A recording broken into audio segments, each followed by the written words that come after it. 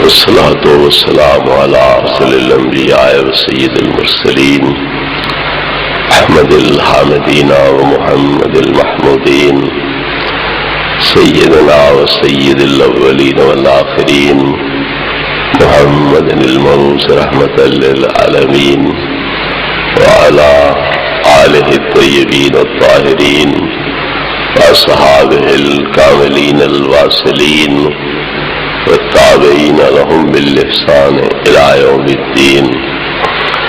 أما بعد فأعوذ بالله من الشيطان الرجيم. بسم الله الرحمن الرحيم. إلا تنصروه فقد نصره الله إذ أخرجه الذين كفروا ثاني اثنين إذ هما في الغار إذ يقول لصاحبه لا تحزن إن الله معنا. صدق الله مولانا العظيم وصدق رسوله النبي الكريم الأمين. إن الله وملائكته يصلون على النبي يا أيها الذين آمنوا صلوا عليه وسلموا تسليما. درود پاک. الصلاة والسلام عليك يا سيدي يا رسول الله وعلى آلك وأصحابك يا سيدي يا حبيب الله. الصلاة والسلام عليك يا رحمة للعالمين وعلى آلك وأصحابك يا شفيع المذنبين. الصلاة والسلام عليك يا قائد الغر المهجلين وعلى آلك وأصحابك يا إمام الأنبياء والمرسلين. صاحب صدر گرامی قدر حضرت علامہ مولانا محمد یوسف صاحب نقشبندی دعوت برکاتہ العالیہ، عزت مآب جناب چودھری صاحب مدعا دلہ دام اقبالہ، واجب الاحترام علماء کرام، بزرگ اور بھائیوں، حضرت علامہ مولانا محمد یوسف صاحب آپ کے سامنے حضرت سیدنا صدیق اکبر رضی اللہ تعالی عنہ کے فضائل و کمالات بیان فرما رہے تھے، تو میں بھی اسی مناسبت سے چند گزارشات پیش کرنا چاہتا ہوں. دعا فرمائے اللہ رب العزت حق بیان کرنے کی توفیق عطا فرمائے اور ہم سب کو اس کے مطابق اعتقاد کی اور عمل کی توفیق عطا فرمائے. حضرت سیدنا صدیق اکبر رضی اللہ تعالی عنہ نے بچپن سے ہی نہ کبھی بتوں کی عبادت کی، نہ جاہلیت کے طریقے پر جو لغو شعر کہے جاتے تھے اس طرح شعر کہے. کوئی بھی ایسا غلط کام جو بعد میں شریعت کی نظروں میں معیوب تھا، ناپسندیدہ تھا، وہ بچپن سے لے کر 38 سال کی عمر تک نبی کریم علیہ الصلوۃ والتسلیم کے حلقہ غلامی میں آنے تک آپ سے کوئی ایسا ناپسندیدہ فعل سرزد نہیں ہوا ہے. چھوٹے سے بچے آپ تھے تو آپ کو اپنے والد گرامی حضرت ابو قحافہ انگلی پکڑ کے ساتھ لے گئے، بت خانے میں لے جا کے کہا کہ یہ ہمارا خدا ہے، یہ ہمیں کھلاتا ہے، پلاتا ہے، روزی دیتا ہے، ہماری حاجات پوری کرتا ہے، مشکلات دور کرتا ہے، تو تم اس کی پوجا کرو، اس کے سامنے سجدہ کرو. آپ کو چھوڑ کے وہ آگے گئے دوسرے بتوں کے پاس، تو آپ اس بت کے ساتھ اس طرح کلام کرتے ہیں، گویا ہوتے ہیں. انی جائع فاطمنی، میں بھوکا ہوں مجھے کھلا. انی عطشان فاسقنی، میں پیاسا ہوں مجھے پانی پلا. مگر وہ کوئی جواب نہیں دیتا.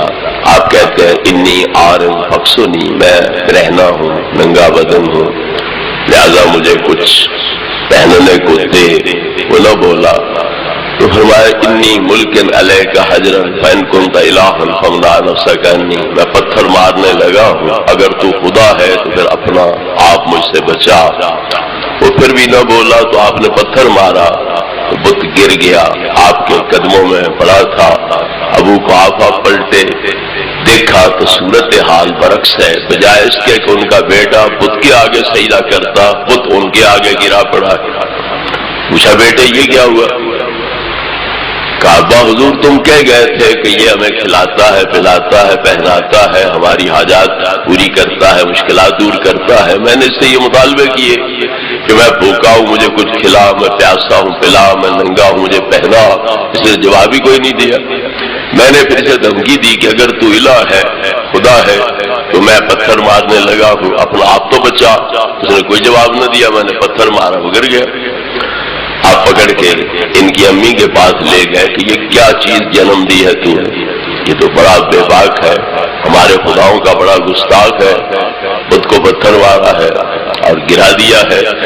تو انہوں نے کہا اس بچے کو مت چھیڑو, یہ میرے پیٹ میں تھا تو مجھے غیب سے آوازیں آیا کرتی تھی, یا امت اللہ للتحقیق ابشری بالولد العتیق اسمہ فی السماء صدیق لرسول اللہ صاحب و رفیق.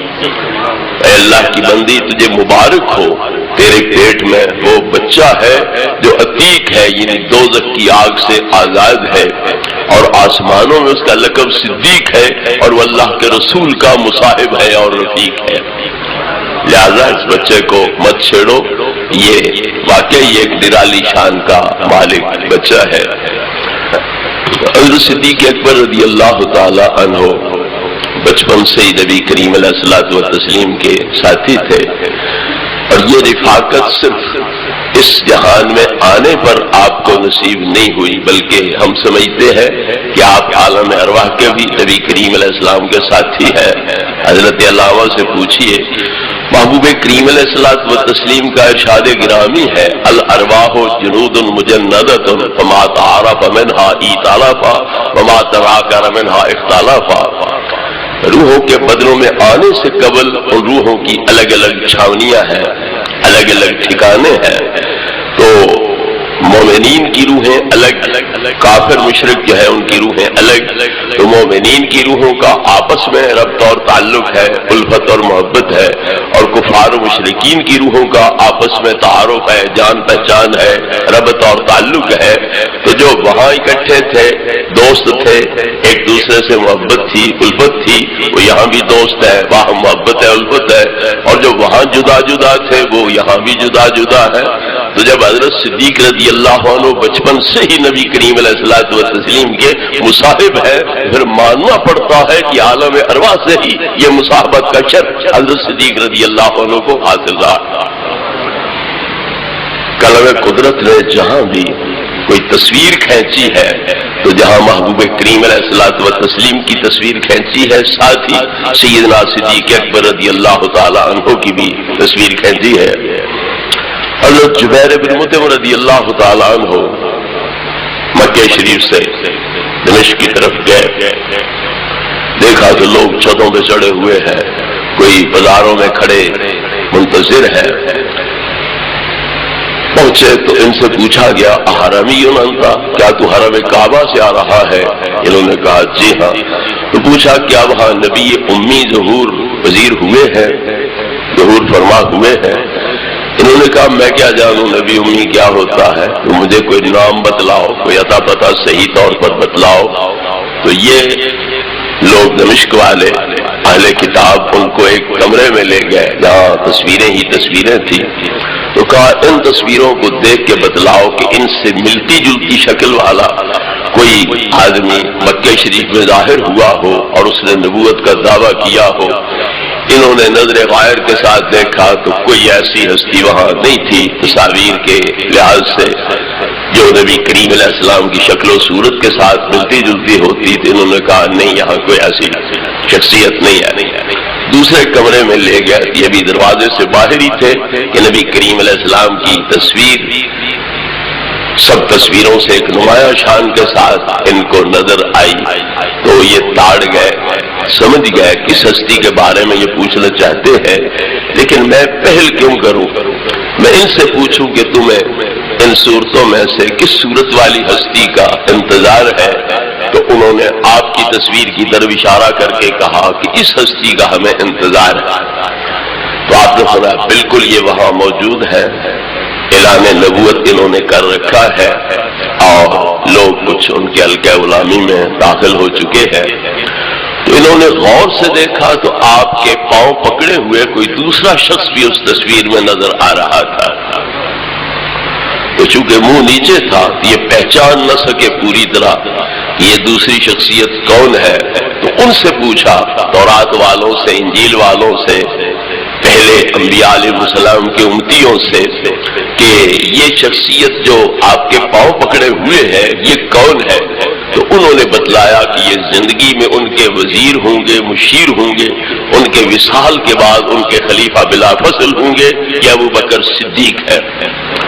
تو وہ قلم قدرت نے جہاں نبی کریم علیہ السلام کی تصویر کھینچی ہے تو ساتھ ہی یار غار کی بھی حضرت صدیق اکبر رضی اللہ عنہ کی تصویر بھی کھینچی، اور یہ اللہ رب العزت نے ظاہر کر دیا کہ صدیق اکبر اپنے آپ کو نبی پاک سے جدا نہیں ہونے دیں گے، تو جو ان کی محبت کا تقاضا ہے، نیاز مندی کا تقاضا ہے، ہم اسی کی ترجمانی کرتے ہوئے تصویر میں بھی دونوں ہستیوں کو اکٹھا ظاہر کر رہے ہیں۔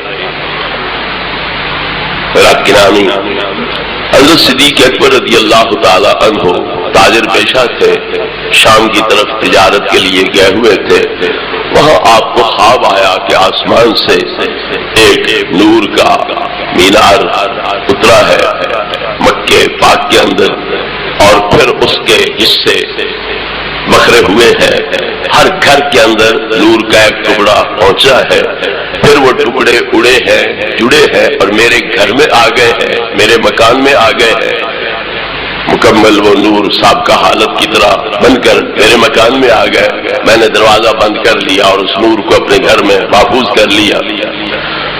تو شام کی طرف چونکہ وہ تجارت کے لیے گئے ہوئے تھے تو وہاں کے ایک راہب سے جو پہلی کتابوں کے عالم تھے پوچھا کہ یہ خواب آیا، اس کی تعبیر کیا ہے؟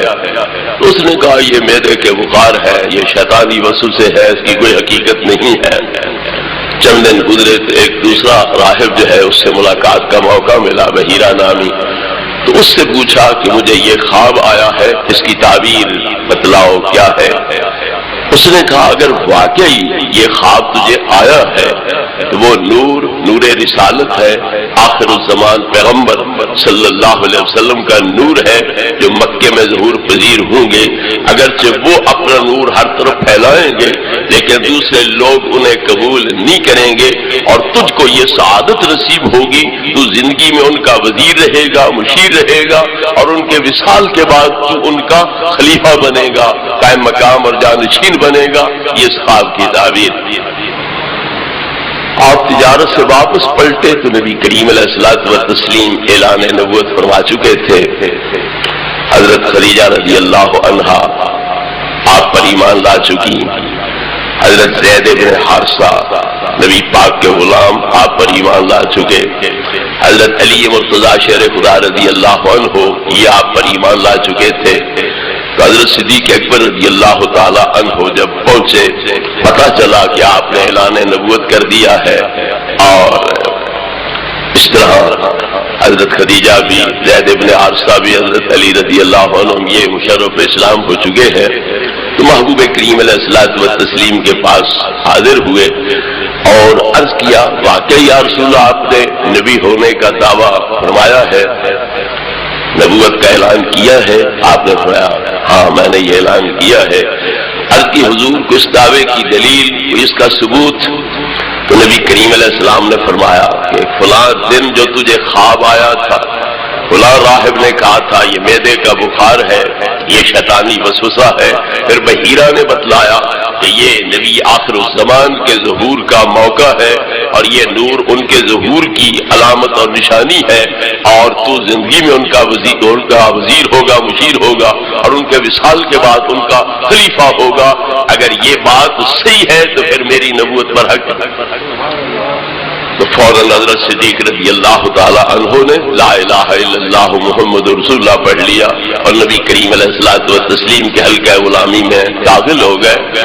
تو علماء کرام نے اول اسلام لانے والی ہستیاں کون ہیں تو تطبیق اس طرح دی ہے کہ آزاد مردوں میں سے سب سے پہلے صدیق اکبر حلقہ غلامی میں داخل ہوئے، عورتوں میں سے سب سے پہلے حضرت خدیجۃ الکبریٰ رضی اللہ عنہا حلقہ غلامی میں داخل ہوئی، غلاموں میں سے سب سے پہلے حضرت زید بن حارثہ، اور بچوں میں سے سب سے پہلے مولا مرتضیٰ حضرت سیدنا علی شیر خدا رضی اللہ عنہ یہ آپ کے حلقہ غلامی میں داخل ہوئے۔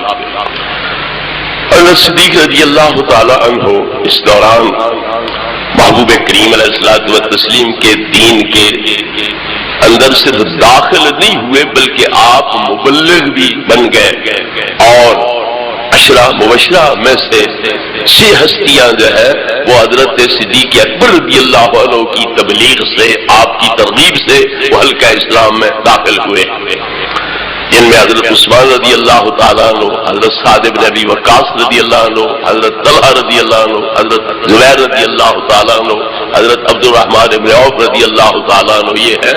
تو گویا صرف غار میں ثانی اثنین نہیں ہے بلکہ تبلیغ کے اندر اور اشاعت اسلام کے اندر بھی آپ ثانی اثنین ہیں کہ نبی کریم علیہ السلام جہاں تبلیغ کر رہے ہیں ساتھ آپ بھی تبلیغ کا فریضہ انجام دے رہے ہیں، اور اس قدر جو عظیم المرتبت ہستیاں ہیں اور اپنے قبیلوں کے سردار ہیں تو وہ حضرت صدیق کی ترغیب سے نبی کریم علیہ الصلوۃ والتسلیم کے حلقہ غلامی میں داخل ہو رہے ہیں۔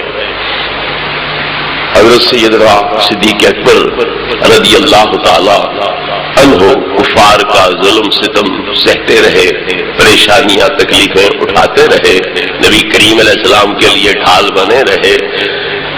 کفار قریش نبی کریم علیہ السلام پہ حملہ آور ہوتے، آپ کو زد و کوب کرتے، تکلیف پہنچانے لگتے، حضرت صدیق دوڑ کے آ جاتے۔ جس طرح بنی اسرائیل کا وہ آدمی حضرت عیسیٰ علیہ السلام کے خلفاء کو چھڑانے کے لیے پہنچ گیا اور کہا کہ تم ان ہستیوں کا انکار کیوں کرتے ہو جو تمہیں اللہ واحد کی رابط لاتے ہیں، تمہاری بھلائی کا سامان کرتے ہیں۔ تو یہی صورتحال حضرت صدیق اکبر رضی اللہ عنہ کی تھی کہ جب نبی کریم علیہ السلام پر کفار ظلم و ستم کرنے لگتے تو آپ دوڑ کے درمیان میں آ جاتے، اتقتلون رجلا الا یقول آمنوا باللہ وقولوا نشہد ان لا الہ الا اللہ، کیا تم ایک آدمی کو اس لیے قتل کرتے ہو کہ وہ تمہیں اس بات کی دعوت دیتا ہے کہ لا الہ الا اللہ کا اقرار کرو، اور بت جو بے بس ہے، مجبور و محض ہے، تو ان کی عبادت کو چھوڑو، اس اللہ واحد کی عبادت کرو، کیا تم اس بنا پر اس آدمی کے قتل کے درپے ہو؟ تو کفار آپ کو چھوڑ دیتے، حضرت صدیق کو پکڑ لیتے، ان کی پٹائی کرنے لگ جاتے۔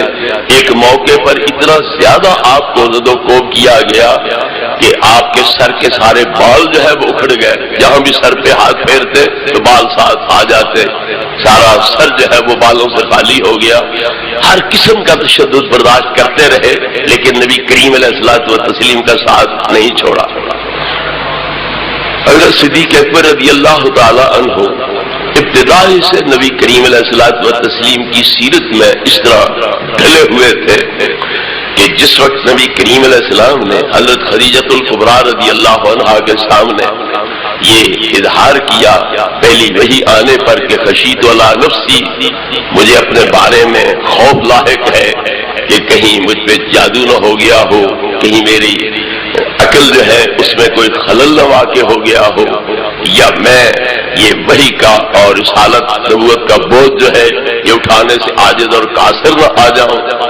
تو حضرت خدیجہ رضی اللہ عنہا نے کیا کہا؟ کلا لا یخزیک اللہ ابدا، ہرگز ایسے نہیں ہو سکتا، اللہ رب العزت کبھی بھی تمہیں پریشان نہیں ہونے دے گا، شرمندہ نہیں ہونے دے گا، اور اپنے مطلب کے اندر کبھی ناتمام اور ناکام نہیں رہنے دے گا، کیونکہ تمہارے اندر یہ خوبیاں ہے، تم بات کرتے ہو تو سچی کرتے ہو، جن کا کوئی بوجھ اٹھانے والا نہیں ہے تم ان کے بوجھ اٹھاتے ہو، اور جو اخلاق لوگوں میں معدوم ہو چکے ہیں تم ان اخلاق کے حامل ہو، ان سے موصوف و متصف ہو۔ تو اس طرح کی شانیں آپ کی حضرت خدیجہ رضی اللہ عنہا نے بیان کی کہ تم میں یہ اعلیٰ اخلاق موجود ہے، اعلیٰ صفات موجود ہے، تو ایسے بندے کو اللہ رب العزت کس طرح پر ناکام کرے گا اور اپنے مطلب کے اندر منزل تک پہنچنے سے محروم رکھے گا. تو آپ مطمئن رہیے. تو بیانی یہی صورتحال حضرت صدیق اکبر رضی اللہ عنہ کے حق میں جو کافر ابن دغنہ ہے تو اس کی زبانی ثابت ہو رہی ہے. حضرت صدیق رضی اللہ تعالیٰ عنہ مکہ شریف چھوڑ کے جا رہے تھے. راہ میں وہ کافر ابن دغنہ مل گیا. اس نے پوچھا صدیق کہاں جا رہے ہو؟ کہا مکہ چھوڑ کے جا رہا ہوں, کہیں الگ تھلگ رہ کے اللہ اللہ کروں گا. یہاں تیری قوم مجھے اللہ کی عبادت نہیں کرنے دیتی, اس لیے میں مکہ چھوڑ کے جا رہا ہوں. تو اس نے یہی اوصاف و کمالات نبی کریم علیہ السلام کے حق میں جو حضرت خدیجہ نے گنوائے تھے, یہی اوصاف و کمال ابن دغنہ نے آپ کے گنوائے کہ تم ان اعلیٰ اخلاق اعلیٰ صفات کے مالک ہو, لوگوں کے ہمدرد ہو, غمخوار ہو, جس کا کوئی کمانے والا نہیں, تم کما کے اسے دیتے ہو اور لوگوں کی بھلائی کا ہر کام کرتے ہو. جس شہر سے تم جیسا آدمی چلا جائے وہ شہر قائم رہنے کے قابل ہی نہیں ہے. آؤ واپس اور میں ذمہ وار ہوں. کوئی تمہارے ساتھ چھیڑخانی کرے گا تو میں اس کے خلاف کارروائی کروں گا اور تمہارے ساتھ اس کے خلاف سینہ صبر ہوں گا. تو اس سے یہ ماننا پڑتا ہے کہ جو اخلاق اللہ رب العزت کی تربیت سے نبی کریم علیہ السلام کے اندر موجود تھے, تو حضرت صدیق رضی اللہ عنہ کو بھی نبی کریم علیہ السلام کے طفیل اللہ رب العزت نے ان اخلاق کریمہ سے نواز رکھا تھا. اور جو کمالات اصالتاً نبی کریم علیہ السلام میں موجود تھے وہ اکثر پرتاؤ کے طور پر, مظہریت کے طور پر حضرت صدیق رضی اللہ عنہ کے اندر بھی موجود تھے.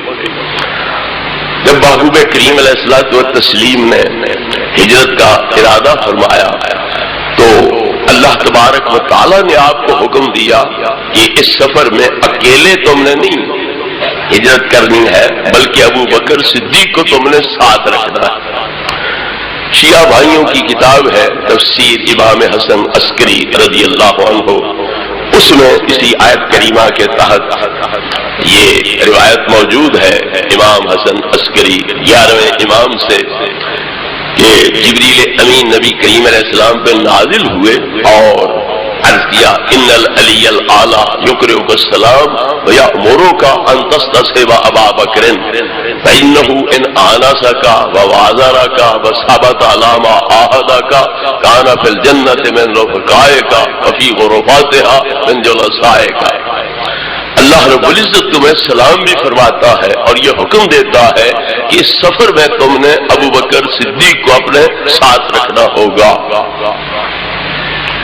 اگر وہ اس سفر میں تمہارے ساتھ وفا کرے, عہد کو نبھائے, تمہاری خدمت کا حق ادا کرے, تو صرف دنیا میں تمہارا رفیق اور مصاحب نہیں ہوگا بلکہ جنت کے اندر بھی تمہارا ساتھی ہوگا اور جنت کے بالا خانوں کے اندر تمہارا ہمنشین ہوگا اور تمہارا جلیس ہوگا.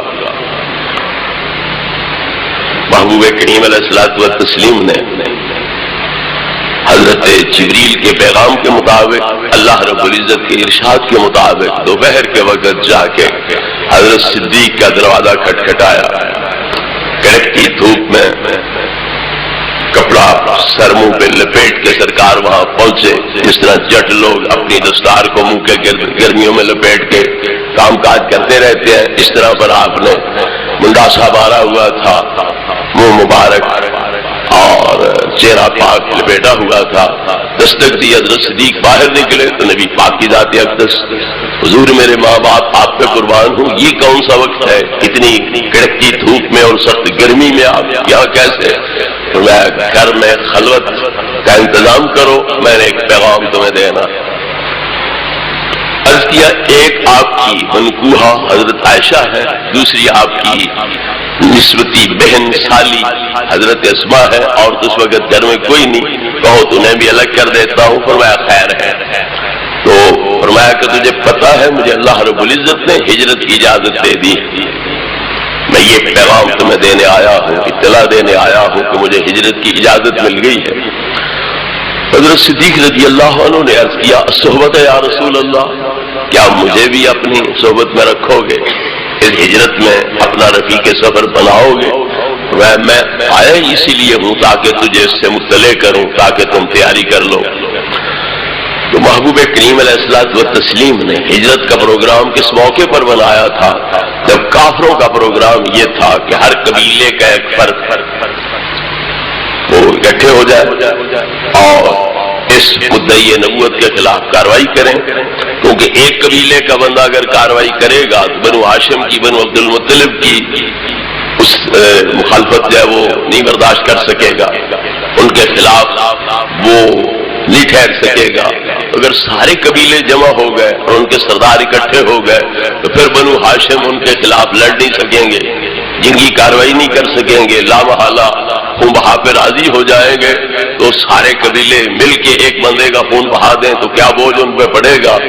اس بدنیتی کی بنا پر ہر قبیلے کا ایک ایک فرد جمع ہو کر نبی کریم علیہ الصلوۃ والتسلیم کے گھر کا محاصرہ کرتا ہے، تاکہ جب صبح صادق ہو تو ان پہ اٹھیں تو حملہ کر کے انہیں قتل کر دیا جائے۔ تو اللہ رب العزت نے محبوب کریم علیہ الصلوۃ والتسلیم کو آگاہ کر دیا۔ آپ نے اپنے بستر پر مولا مرتضیٰ رضی اللہ عنہ کو سونے کا حکم دیا، انہوں نے اپنے آپ کو نبی کریم علیہ السلام کے لیے ڈھال بنایا اور قربانی پیش کی۔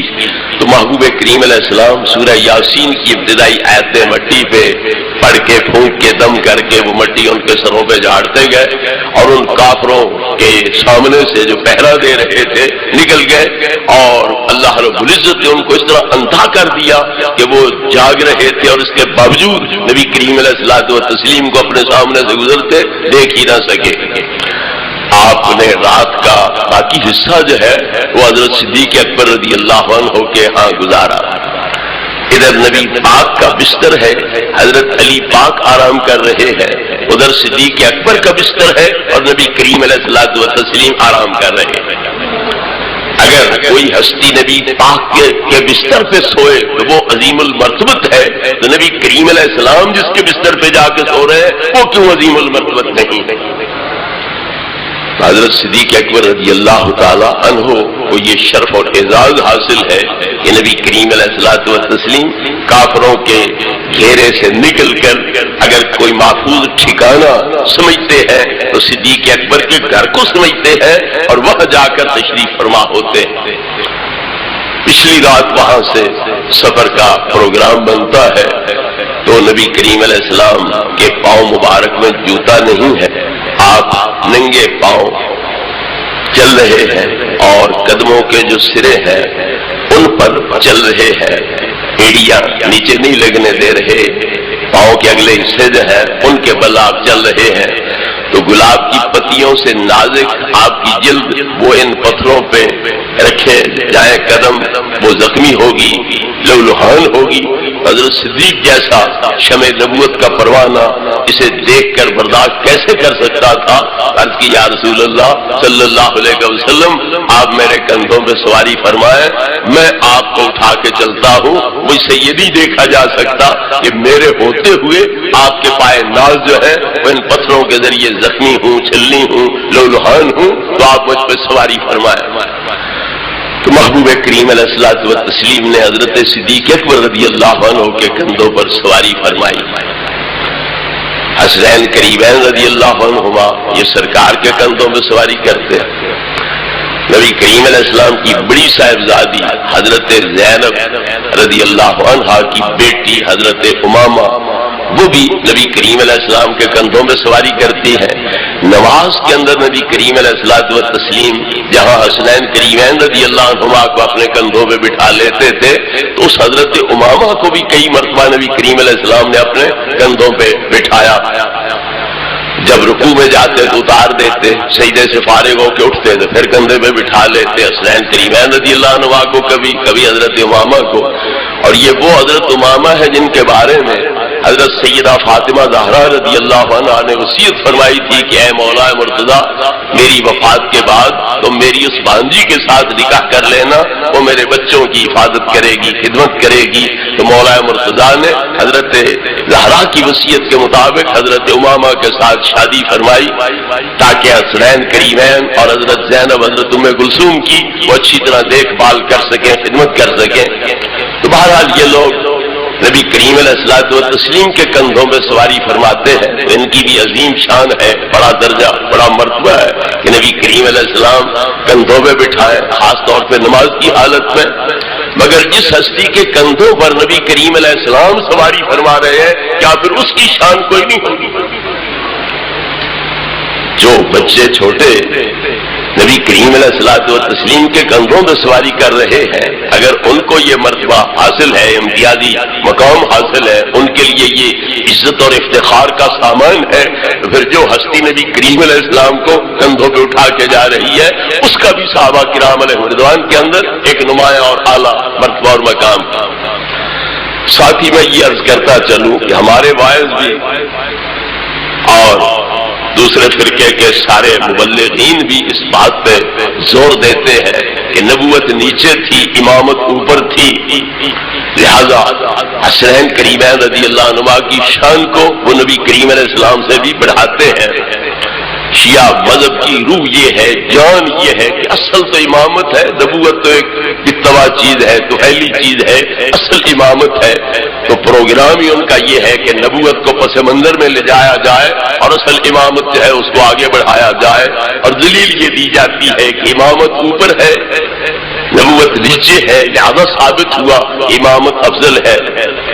تو کیا اس وقت جب نبی کریم علیہ السلام ان حضرات کو کندھوں پر بٹھایا کرتے تھے تو اس وقت امام حسن منصب امامت میں فائز تھے؟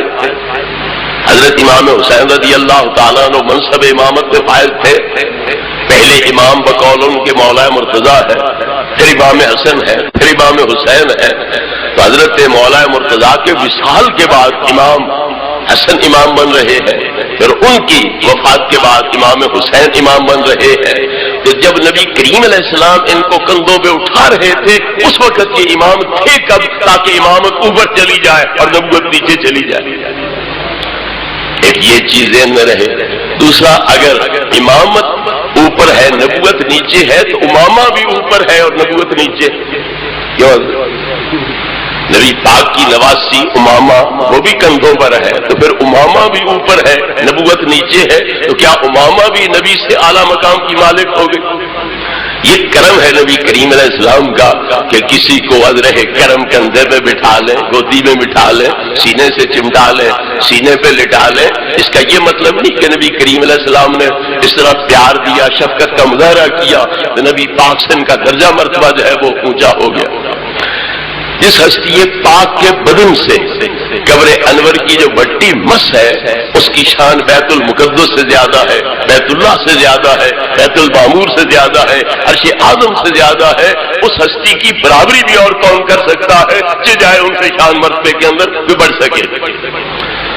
بہرحال صدیق اکبر رضی اللہ تعالی عنہ سرکار کو اٹھا کے غار کی طرف لے جاتے ہیں تو چشم تصور کے ساتھ وہ منظر دیکھیے، جب کندھوں پہ حضرت صدیق نے اٹھایا ہے تو پھر آپ کے ران صدیق کے کندھوں پر ہیں، پنڈلیاں صدیق کے سینے کے ساتھ مس ہو رہی ہیں، اور آپ کا پیٹ صدیق کی گردن کے پیچھے ہے، علم نشرہ والا سینہ وہ صدیق کی گدی اور کھوپڑی کے پیچھے ہے، اور نبی پاک کے ہاتھ صدیق کے ماتھے پہ رکھے ہیں۔ اور جب غار میں پہنچتے ہیں تو صدیق گود پھیلا دیتے ہیں، نبی کریم علیہ السلام سر ناز اس میں رکھ دیتے ہیں، صدیق کی گود میں وہ لیل کی زلفیں کھیل رہی ہیں، اور وہ دعا والا بکھرا حضرت صدیق کے سامنے ہے، اور وہ 3 دن اور 3 رات تنہائی میں اس مصحف روح کی تلاوتیں کرنے کا شرف حاصل کر رہے ہیں۔ حضرات گرامی، حضرت صدیق اکبر رضی اللہ عنہ نے کس قدر جانثاری کا، جان سپاری کا اور فداکاری کا مظاہرہ کیا۔ گھر میں جتنا پیسہ پڑا تھا وہ سارا اٹھا کے ساتھ لے گئے۔ 17,000 درہم آپ نے اپنے ساتھ لے لیے، گھر میں کوئی پیسہ نہیں چھوڑا۔ آپ کے والد گرامی کو پتا چلا، جناب ابو قحافہ کو، کہ صدیق تو آپ بھی چلا گیا، پیسے بھی سارے لے گیا۔ خود وہ نابینا تھے تو بڑے پریشان ہو گئے کہ میں معذور ہوں، مجبور ہوں، بچیاں بچے بیوی میرے حوالے کر گئے، میں اپنے آپ کو نہیں سنبھال سکتا، ان کو کیا سنبھالوں گا، اور سارا پیسہ ٹکا بھی ساتھ لے کے چلے گئے، تو پاگل ہو گیا، دیوانہ ہو گیا۔ تو دیکھیے صدیق کی صحبت کا اثر کتنا ہے کہ سارا گھرانہ ہی نبی کریم علیہ الصلوۃ والتسلیم کی شمع نبوت کا پروانہ بنا ہوا ہے۔ حضرت اسوا صدیق کی بڑی بیٹی ٹھیکریاں اکٹھی کر کے کپڑے میں باندھ کے اوپر کپڑے کے کئی دادے کے اس اندھے دادے کے ہاتھ پکڑ کے اوپر رکھتی ہیں. بابا گھبرانے کی ضرورت نہیں، ابا بڑی دولت چھوڑ گئے ہیں. ایک بچی ہو کر وہ اس طرح نبی کریم علیہ الصلوۃ والتسلیم کی فداکاری کا مظاہرہ کر رہی ہے کہ پیسے چلے گئے نبی پاک کی خاطر ابا لے گیا تو کیا ہو گیا، تو اپنے دادے کو اس طرح مطمئن کر رہی ہے. 3 دن رات غار میں نبی کریم علیہ السلام رہے ہیں تو کیا کھایا پیا کچھ نہیں، کیا پینے کی کھانے کی ضرورت کوئی نہیں. 3 دن رات پیش آئی. وہ کھانے پینے کا سامان کہاں سے جاتا رہا؟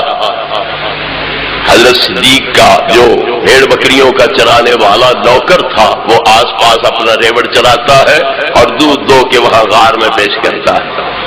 اور رات کو آپ کے بیٹے کھانا جو ہے وہ پکوا کے گھر سے وہ وہاں پہنچا دیتے ہیں. تو 3 دن رات جو خدمت ہو رہی ہے وہ بھی صدیق کے گھر سے، اور جو پہرا دیا جا رہا ہے اور نگرانی کی جا رہی ہے وہ بھی صدیق اکبر کے خادم جو ہے یا بیٹے وہ کر رہے ہیں. اور حضرت عبد الرحمن وہ دن کو مکے میں رہتے ہیں. کفار مکہ کے جو چالے ہیں، جو منصوبے ہیں، جو تدبیریں ہیں، ان سے نبی کریم علیہ السلام کو اور حضرت صدیق کو جا کے رات آگاہ کر دیتے ہیں.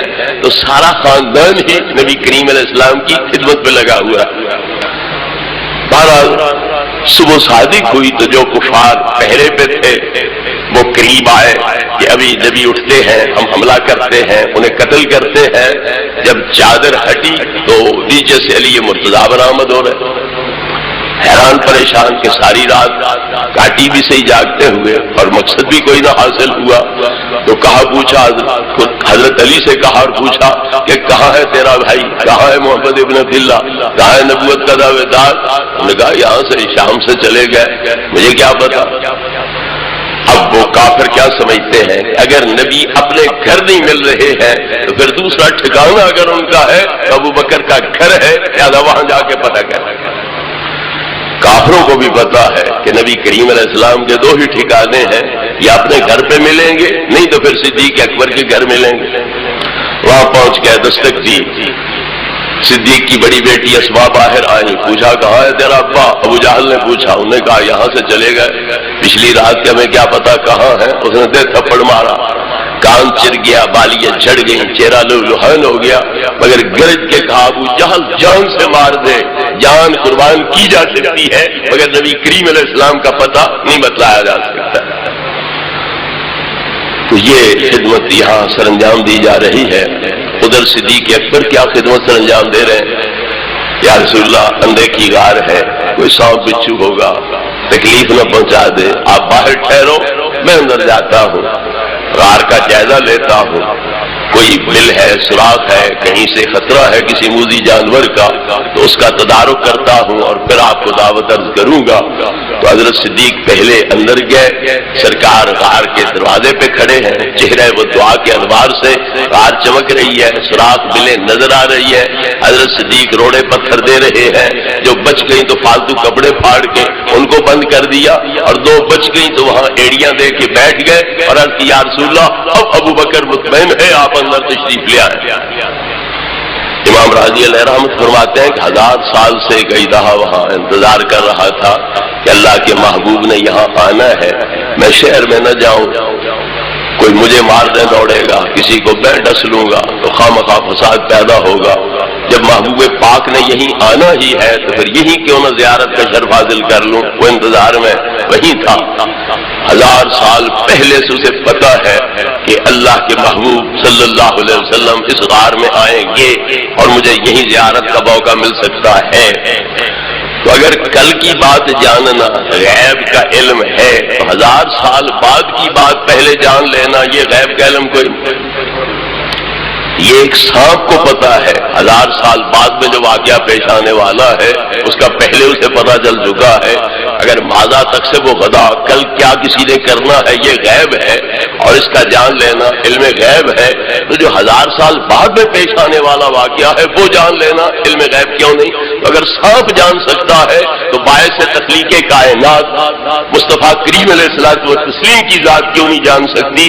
کیا اللہ نے علم غیب سے دوسری چیزوں کے لیے رکھا ہے، اللہ کے نبیوں کے لیے کوئی نہیں؟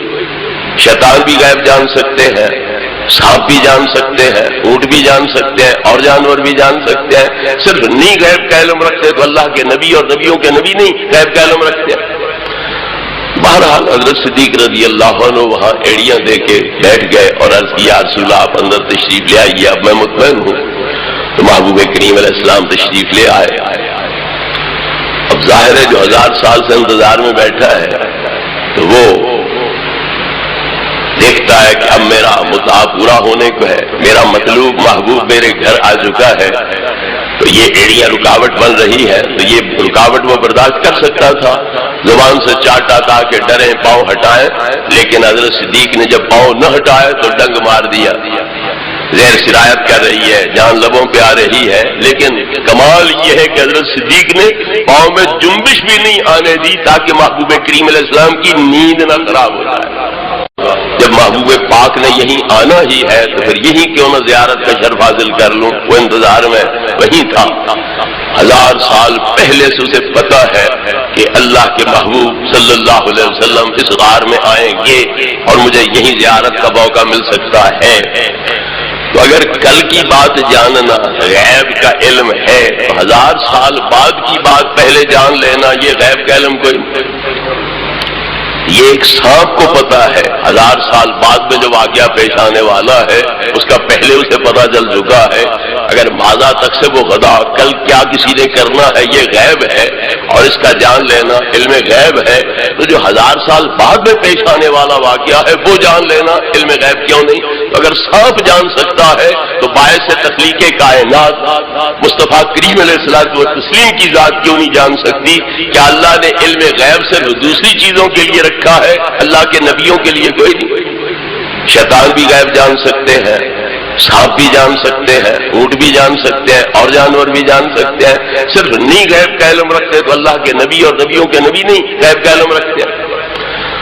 بہرحال حضرت صدیق رضی اللہ عنہ وہاں ایڑیاں دے کے بیٹھ گئے اور عرض کی یا رسول اللہ آپ اندر تشریف لے آئیے، اب میں مطمئن ہوں۔ تو محبوب کریم علیہ السلام تشریف لے آئے۔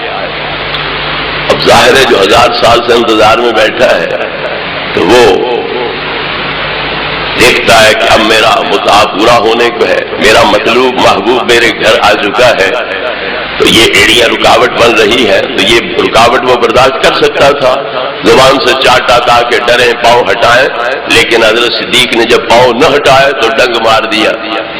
زیر سرایت کر رہی ہے، جان لبوں پہ آ رہی ہے، لیکن کمال یہ ہے کہ حضرت صدیق نے پاؤں میں جنبش بھی نہیں آنے دی تاکہ محبوب کریم علیہ السلام کی نیند نہ خراب ہو جائے۔ پاؤں ہلنے تک نہیں دیا۔ جب محسوس کیا تھا کوئی رہا ہے، سانپ ہے، عرض کرتے حضور باہر نکل جائیں، ذرا سفیدہ ہوگا تو پھر اندر آ جائیں گے، کوئی زہریلی چیز ہے، کوئی موذی جانور ہے، لیکن جگانا تو دور کی بات ہے، نبی کریم علیہ السلام کی نیند پر اپنی جان کا نذرانہ پیش کر رہے ہیں۔ آج کل کی توحید یہ ہے کہ نماز پڑھ رہے ہو تم تو پھر خیال نبی پاک کا کہیں آنے لگے تو خبردار نبی پاک کی طرف توجہ مت جانے دو، بلکہ اپنے خیال کا رخ موڑو کدھر؟ اپنے گدے اور بیل کی طرف۔ گدے اور بیل کے خیال میں غرق ہو جاؤ، یہ قابل برداشت ہے، نماز نہیں فاسد ہوگی، لیکن اگر تمہارا خیال نبی پاک کی طرف چلا گیا تو تمہاری نماز شرک بن جائے گی۔ ایک یہ توحید ہے، ایک وہ توحید ہے کہ حضرت صدیق اکبر صدیقوں کے سردار ہیں، اور جس طرح حضرت بیان فرما رہے تھے کہ افضل البشر بعد الانبیاء ابو بکر صدیق، انبیاء علیہ السلام کے بعد اس امت میں بھی اور اگلی تمام امتوں میں بھی سب سے جو افضل ترین ہستی ہے وہ ابو بکر صدیق اکبر رضی اللہ عنہ کی ذات۔ تو وہ صدیقوں کا سردار جو ہے وہ اپنی جان قربان کر رہا ہے، اور نبی کریم علیہ السلام کی نیند پر اور آرام پر وہ اپنی جان قربان کر رہا ہے۔ مولا مرتضیٰ کی قربانی کیا ہے کہ اپنی جان نبی کریم علیہ السلام کی خاطر فدا کر رہے ہیں، آپ کے بستر پہ سو رہے ہیں، عصر کی نماز آپ نبی پاک کی نیند کی حفاظت کی خاطر قربان کر رہے ہیں، یہ قربانی وہ دیتے ہیں۔ اور حضرت صدیق رضی اللہ تعالیٰ عنہ ڈنگ کھا رہے ہیں، زہر برداشت کر رہے ہیں، جان جا رہی ہے، مگر پاؤں کو جنبش تک نہیں آنے دیتے ہیں۔ تو نماز کی حفاظت وہ بھی بڑی اہم چیز ہے۔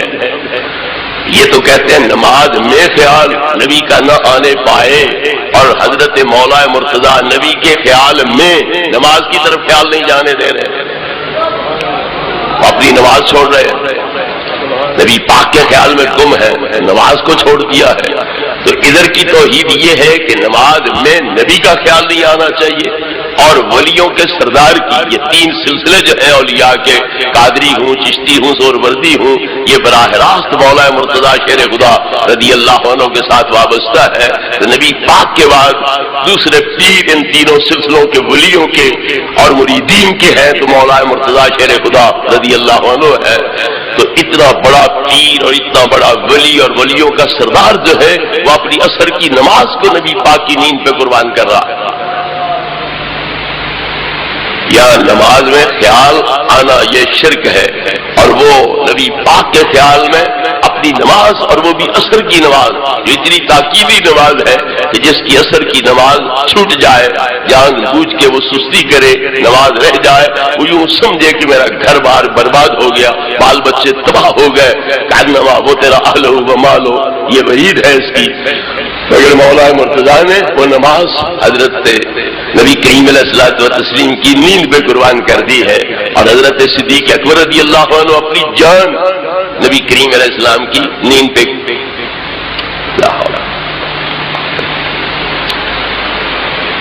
جی اتوانا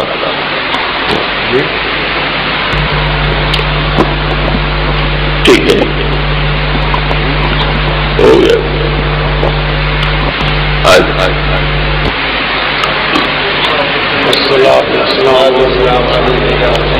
ہو گیا، ٹھیک ہے ٹھیک ہے۔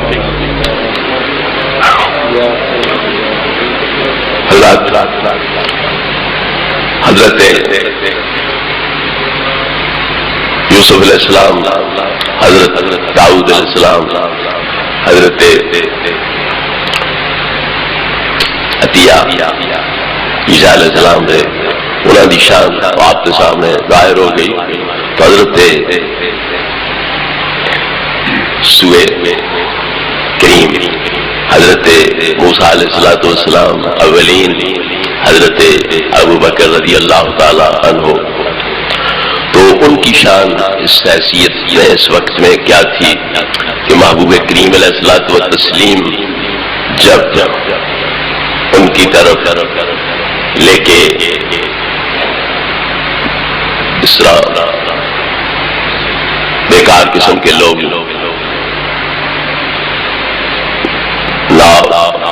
بابو قسم کے لوگ جو ہے وہ لے کر کے جو لوگ آئے تھے، تو ان کے بارے میں حضرت سیدنا صدیق اکبر رضی اللہ تعالی عنہ نے ارشاد فرمایا کہ یا رسول اللہ، یہ لوگ آپ کے گرد ایسے حاضر ہو گئے ہیں جو آپ کی ذات کے دشمن ہیں، آپ کا سر مبارک جو ہے وہ لینے کے پروگرامی تھے، اور اس ارادے کے تحت وہاں جمع ہوئے تھے، تو میں نے ان کی خاطر اپنی جان جو ہے یہ قربان کر دی ہے، اور اس طرح یہ سانپ آیا اور وہ آپ کی زیارت چاہتا تھا، تو مجھے خطرہ تھا کہیں آپ کو وہ ڈانس نہ لے، اس لیے میں نے اس کو آگے نہیں آنے دیا۔ محبوب کریم علیہ الصلوۃ والتسلیم نے حضرت ابو بکر صدیق رضی اللہ عنہ کی اس زخمی جگہ پر لعاب مبارک لگایا، اور وہ جو سانپ کا زہر تھا، اثر تھا، اس کو ختم فرما دیا۔ تو محبوب کریم علیہ الصلوۃ والتسلیم کے لیے حضرت صدیق حضرت علی رضی اللہ عنہ نے اپنی وہ قربانی پیش کی، نماز کا وقت آ گیا ہے تو نماز چھوڑ دی ہے، اور نبی کریم علیہ السلام کے لیے اس نماز کے وقت کو قربان کیا تاکہ آپ کے آرام میں خلل نہ آئے، اور حضرت صدیق رضی اللہ تعالیٰ عنہ نے اپنی جان جو ہے اس کو ڈھال بنایا، اور سانپ آپ کو کاٹ رہا ہے، زخمی کر رہا ہے، ڈنگ مار رہا ہے، آپ وہ برداشت کر رہے ہیں، لیکن نبی کریم علیہ السلام کے قریب اسے نہیں پٹکنے دے رہے ہیں۔ تو یہ دونوں حضرات نے جو قربانی دی ہے اور خدمت کی ہے، پھر اس کا کتنا عظیم اجر اور ثواب ان کو ملنا چاہیے۔ تو حضرت علی مرتضیٰ شیر خدا رضی اللہ عنہ کو کیا اجر و ثواب ملا کہ اللہ نے سورج کو دوبارہ لوٹایا، رات کو دن میں بدلا، مغرب کو عصر میں بدلا، اور صدیق اکبر رضی اللہ عنہ کی نماز کو ادا پڑھوایا، قضا نہیں پڑھوایا۔ اور حضرت صدیق رضی اللہ تعالی عنہ کو جو زخم پہنچا اس پر نبی کریم علیہ الصلوۃ والتسلیم نے لعاب دہن لگا دیا، وہ زہر ختم ہو گیا، اور حضرت صدیق رضی اللہ عنہ کو دوبارہ زندگی جو ہے وہ نصیب ہو گئی۔ ہاں تو نے ان کو جان انہیں پھیر دی نماز، پر وہ تو کر چکے تھے جو کرنی بشر کی ہے۔ تو نبی کریم علیہ السلام نے حضرت علی مرتضیٰ رضی اللہ عنہ کی قضا نماز کو ادا کروا دیا، اور حضرت صدیق اکبر رضی اللہ عنہ کی جاتی جان کو واپس کر دیا۔ یہ قربانیاں ان حضرات کی طرف سے ہیں، مگر نبی کریم علیہ الصلوۃ والتسلیم کا کرم کیا ہے کہ حضرت صدیق اکبر رضی اللہ تعالی عنہ کو جاتی جان واپس کر دی، لعاب دہن اس زخمی جگہ پہ لگا کے، اور سورج واپس لوٹا کر کے مولا مرتضیٰ رضی اللہ عنہ کی قضا نماز کو ادا کروا دیا۔ حضرات گرامی، ابو بکر صدیق رضی اللہ تعالی عنہ نے اس نیت پر نہیں جان قربان کی تھی کہ آپ لعاب دہن لگا دیں گے میری جاتی جان واپس آ جائے گی۔ حضرت صدیق اکبر رضی اللہ عنہ نے حضرت علی مرتضیٰ رضی اللہ عنہ نے اس لیے نماز قضا کی تھی کہ آپ سورج لوٹائیں گے اور میری قضا نماز ادا ہو جائے گی۔ ان کا مقصد تو یہ تھا کہ میری نماز جاتی ہے تو جائے، مگر نبی پاک کے آرام میں خلل نہ پیدا ہونے پائے۔ اور حضرت صدیق کا نظریہ کیا تھا؟ میری جان جاتی ہے تو جائے، مگر نبی کریم علیہ السلام کے آرام میں خلل پیش نہیں آنا چاہیے۔ تو ان صحابہ کے عقیدے یہ ہیں، اور ادھر عقیدہ نظریہ کیا ہے کہ صرف ہمت بسوئے شیخ و امثال وہ جناب رسالت بھاب صلی اللہ علیہ وسلم باشن بچندی مرتبہ بدتر از استغراق در خیال کا و خرے خدل۔ نبیوں کے سردار کی طرف توجہ کا پھیرنا نماز کے اندر غرق ہو جانے سے بدر جہاں برا ہے۔ ادھر یہ صورتحال ہے توحید کی، مگر ان صحابہ کی توحید کیا ہے؟ کوئی اپنی نماز نبی پاک کی نیند پہ قربان کر رہا ہے، اور کوئی اپنی جان جو ہے وہ نبی کریم علیہ الصلوۃ والتسلیم کی نیند پہ قربان کر رہا ہے۔ جام دی اور صبح و شام کے کھانے پہنچ رہے ہیں اور دودھ پہنچ رہا ہے۔ حضرت صدیق رضی اللہ تعالی عنہ کے گھر سے یہ ساری خدمات نصیب ہو رہی ہے۔ جب اس کے بعد پھر کوچ کرنے کا وقت آیا تو بھی حضرت صدیق رضی اللہ عنہ نے جو 2 اونٹ پہلے سے خرید کے پال رکھے تھے ان پہ سواری کی جاتی ہے، اور حضرت صدیق نبی کریم علیہ الصلوۃ والتسلیم کو لے کے مدینہ پاک چلتے ہیں۔ راہ میں چونکہ آپ تاجر تھے تو لوگوں سے الیک سلیک تھی، واقفیت تھی، تو جس بھی گزرتے دیہات سے کسی بھی ڈیرے سے تو وہ لوگ الیک سلیک کے بعد پوچھتے مما یہ ہستی جو تیرے ساتھ ہے یہ کون ہے؟ تو حضرت صدیق رضی اللہ تعالی عنہ اگر یہ کہتے کہ یہ نبی ہے آخر الزمان صلی اللہ علیہ وسلم تو ہو سکتا ہے وہ آپ کے خلاف اٹھ کھڑے ہو۔ ابو جہل نے اعلان کر رکھا ہے 100 اونٹ کی مہیا کرنے کا اور ہزاروں درہم دینار دینے کا اعلان کر رکھا ہے، ہو سکتا ہے وہ لوگ آپ کے دشمن بن جائیں، اور اگر کوئی اور نام لیتے ہیں تو جھوٹ بنے گا، پھر جو آپ کی شان صدیقیت ہے اس کی خلاف ورزی لازم آتی تھی۔ تو اس لیے آپ کیسا پیارا جواب دیتے ہیں کہ نہ یہ سراز کی مخبری ہو، نہ سراز سے پردہ ہٹے، اور نہ ہی آپ جھوٹے بنے اور غلط بات آپ کی زبان پہ آئے۔ آپ اسے اصطلاح میں توریہ کہا جاتا ہے کہ ذو معنی یہ لفظ بولا جائے، ایک قریب معنی ہو دوسرا بعید معنی ہو، تو بولنے والا بعید معنی مراد لے لے، سمجھنے والا مخاطب جو ہے وہ قریب معنی سمجھ لے، تو اس کی سمجھ کا قصور ہے، بولنے والے کی تو نیت ٹھیک ہے تو جھوٹ نہیں بنے گا اور پردہ بھی راز سے نہیں اٹھے گا۔ تو آپ کیا فرماتے راجل یہدینی السبیل، وہ پوچھتے یہ ساتھ کون ہے؟ تو آپ کہتے یہ وہ جوان ہے جو مجھے راہ دکھلاتے ہیں۔ اس وقت سڑکیں وغیرہ تو نہیں ہوتی تھیں جس طرح آج کل بنی ہے، ٹوٹی ہوں یا سالم ہوں علیحدہ مسئلہ ہے، لیکن سڑکیں تو ہے نا، اوپر لکھا بھی ہوگا کہ یہ فلاں طرف جا رہی ہے یہ فلاں طرف جا رہی ہے، تو وہاں نہ کچی سڑکیں نہ پکی سڑکیں، اٹکل بچوں اور اندازے کے ساتھ جانا ہوتا تھا۔ تو پھر طریقہ یہ ہوتا تھا کہ علاقے کا بندہ ساتھ لے لیا اور اسے کہا کہ تو یہاں سے لے کر فلاں جگہ پہنچا دے، تجھے اتنا انعام دے دیا جائے گا، تو وہ ساتھ چل پڑتا تھا، اس منزل پہ پہنچ کے انعام انعام اپنا وصول کر کے واپس آ جاتا، پھر اگلا بندہ اور ساتھ لے لیا جاتا۔ تو آپ نے جواب میں فرمایا راجل یہدینی السبیل، یہ وہ جوان ہے جو مجھے راہ دکھلاتے ہیں۔ تو وہ سمجھے کہ زمین کا رستہ دکھلانے والا کوئی بندہ ساتھ رکھا ہوا ہے، اور آپ کا مقصد کیا تھا کہ مجھے اللہ کی راہ دکھلانے والی ہستی میرے ساتھ موجود ہے۔ تو اس طرح راز سے پردہ بھی نہ اٹھا، راز فاش بھی نہ ہوا، اور جھوٹ بھی بولنا نہ پڑا، نہ نبی کریم علیہ السلام کے لیے کوئی خطرہ بنا، اور نہ آپ کی ذات کو جو ہے غلط بیانی کی وجہ سے کوئی بوجھ اٹھانا پڑا۔ اس طریقے پر حضرت صدیق اکبر رضی اللہ عنہ بحفاظت نبی کریم علیہ الصلوۃ والتسلیم کو مدینہ پاک پہنچاتے ہیں۔ مدینہ پاک کے سارے لوگوں نے تو سرکار کی زیارت نہیں کر رکھی تھی، زیادہ سے زیادہ 80 آدمی تھا جنہوں نے آپ کی زیارت کا شرف حاصل کر رکھا تھا۔ باقی حضرات غائبانہ طور پر ایمان لا چکے تھے۔ تو جو ہی پتہ چلا کہ رب کے محبوب ہمارے پنڈ میں آ گئے ہیں، مدینہ میں پہنچ گئے ہیں، دوڑ کے آتے، تو وہ حضرت صدیق کو نبی سمجھتے ہوئے ان کا پہلے مصافحہ کرتے، ہاتھ چومتے، پاؤں چومتے، پھر نبی کریم علیہ السلام کا مصافحہ کرتے۔ تو انہیں یہ اشتباہ ہو جاتا تھا کہ ابو بکر نبی ہیں اور یہ ساتھ جو دوسرے آدمی ہیں یہ ان کے ویسے ساتھی ہیں کوئی، تو اس لیے پہلے حضرت صدیق کا دستبوسی کرتے، پاؤں چومتے، ان سے مصافحہ کرتے، بعد میں نبی کریم علیہ السلام کے ساتھ۔ تو جب حضرت صدیق نے یہ مغالطہ لگتے دیکھا انہیں، تو پھر آپ کپڑا تان کے نبی کریم علیہ السلام کے سر پاک پہ کھڑے ہو گئے تاکہ آنے والوں کو پتہ چلے کہ یہ تو خادم ہے، اصل مخدوم وہ ذات ہے جو سائے کے نیچے جلوہ فرمائے۔ اس طرح پر خدمت سر انجام دے رہے ہیں۔ مگر سوال یہ ہے کہ کہاں نبی پاک کا حسن، چہرہ والضحیٰ، زلف واللیل، الم نشرح کا سینہ، وما ینطق عن الہویٰ والے ہونٹ، ید اللہ والے ہاتھ، اور کہاں ابو بکر صدیق؟ تو یہ مغالطہ کیسے لگ سکتا تھا کہ نبی ابو بکر ہوں، وہ ساتھ کوئی ساتھی ہوں، مصاحب ہوں، یہ مغالطہ کیسے لگ سکتا تھا؟ نبی کریم علیہ السلام کا حسن و جمال امتیازی شان والا ہے۔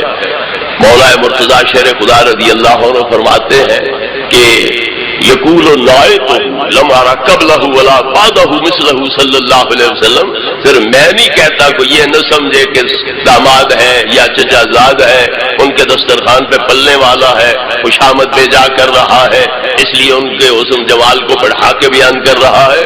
یقول النائق، جس کی بھی نظر چہرہ و دعا پہ پڑے گی وہ یہی رد عمل ظاہر کرے گا کہ نہ ان جیسا حسین و جمیل پہلے کوئی دیکھا ہے اور نہ بعد میں ہم کوئی ایسا حسین و جمیل دیکھ سکتے ہیں۔ حضرت ابو ہریرہ رضی اللہ تعالی عنہ ارشاد فرماتے ہیں ما رأیت شیئا احسن من رسول اللہ، نہ میں نے 14ویں کے چاند کو آپ کے چہرے کی برابری کرتے دیکھا، نہ دوپہر کے آفتاب کو آپ کے چہرے و ضحیٰ کے حسن و جمال کی اور جو شعائیں کرنیں ہیں انوار کی ان کی برابری کرتے ہوئے دیکھا۔ آپ 14ویں کے چاند سے بھی زیادہ حسین و جمیل تھے اور دوپہر کے سورج سے بھی زیادہ روشن چہرے والے تھے۔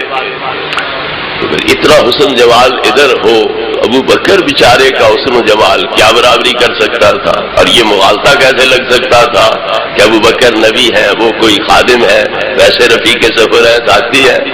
پھر ماننا پڑے گا کہ غار کی تنہائیوں میں جو صدیق اکبر نبی پاک کے آرام و سکون کی خاطر ڈنگ کھا رہا ہے اور اپنی جان نبی پاک کی نیند پہ وار رہا ہے، نبی کریم علیہ السلام نے توجہ اتحادی کے ذریعے ان کو اپنے باطنی کمالات کا بھی مظہر کامل بنایا اور اپنے حسن ظاہر کا بھی مظہر کامل بنا دیا۔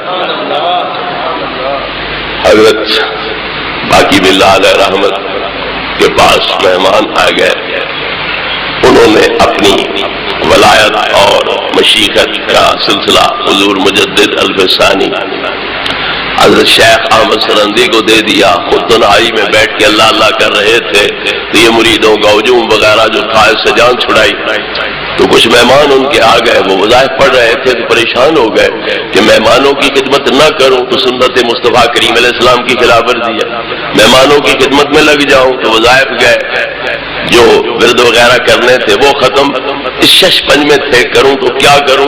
تو جو قریب رہنے والا باورچی تھا، نان بھائی ماچھی تھا، اس نے پر تکلف کھانا لا کر پیش کر دیا، حضور یہ آپ کے مہمانوں کا کھانا ہے۔ آپ بڑے خوش ہو گئے کہ بغیر کہے آرڈر دیے مفت میں وہ فوری طور پر یہ کھانا لا کے پیش کر رہا ہے، اور آپ کی سردردی ختم ہو رہی ہے اور سنت کا پر عمل بھی آپ سے ہو رہا ہے۔ مہمان بھی خوش ہو گئے، آپ کا وقت بھی ضائع نہ ہوا، تو دریائے کرم جوش پہ آیا تھا، میں بے خواچے میں خواہی مانگ جو مانگنا ہے۔ حضرت باقی باللہ فرماتے ہیں بے خواچے میں خواہی مانگ جو مانگنا ہے۔ وہ بھی بڑا سمجھدار تھا، اس نے پیسہ ٹکا نہیں مانگا، کوئی زمین مکان نہیں مانگا، کہیں شادی کے لیے نہیں کہا کہ فلاں جگہ شادی کرا دو، بلکہ مطالبہ کیا تو کیا مرا مثل خود سازید، مجھے اپنے جیسا بنا دو، مجھے بھی باقی باللہ بنا دو۔ انہوں نے یہ نہیں فرمایا کہ میں تجھے باقی باللہ نہیں بنا سکتا، بلکہ فرمایا تو تحمل ہی امر نداری، تیرے اندر یہ استعداد نہیں، طاقت نہیں کہ تو باقی باللہ بن کے زندہ رہ سکے اور یہ مقام مرتبہ برداشت کر سکے۔ فرمایا کہ میں نے دل کی نالی کو مجاہد و ریاستوں کی کدالوں سے کھود کھود کے دریا بلکہ سمندر بنا دیا ہے، اب میں سمندر کا پانی تیرے دل کی چھوٹی سی نالی میں پلٹوں تو غرق